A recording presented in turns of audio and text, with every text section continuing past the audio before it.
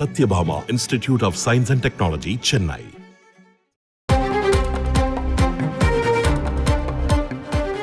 மோடியின் கண்ணீரை அவரது கண்களை நம்பாது தமிழர்கள் எப்படி நம்புவார்கள் என முதலமைச்சர் ஸ்டாலின் தெரிவித்திருக்கிறார். அது பற்றிய மேலும் விவரங்களை செய்தியாளர் பாஸ்கர் கூற கேட்கலாம். வணக்கம் பாஸ்கர், கூடுதல் வரும். மக்களவைத் தேர்தலில் மோடி அவர்களுக்கு ஏமாற்றமே பரிசாக கிடைக்கும் என்பதை தமிழக முதலமைச்சர் மு.க.ஸ்டாலின் குறிப்பிட்டிருக்கிறார். நேற்று மாலை செய்தியாக தமிழ் மொழியாக்க தமிழ் வாய்க்கவில்லை என்பதை பிரதமர் குறிப்பிட்டிருந்தார். அழகிய தமிழ் சொல் வானொலி இருக்க ஆகாசவாணி என்பது பயன்பாட்டுக்கு வருகிறது என்பதையும் தமிழக முதலமைச்சர் மோடியினுடைய கூற்றை குறிப்பிட்டு சுட்டிக்காட்டியிருக்கிறார்.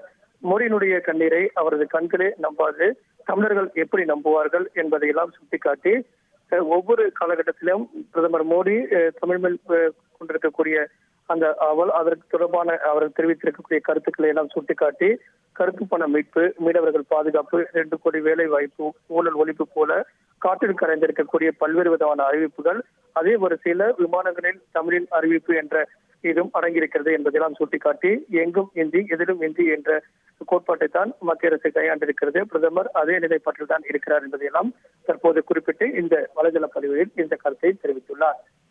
விரிவான விவரங்களுக்கு நன்றி Bhaskar. Satyabhama Institute of Science and Technology, Chennai.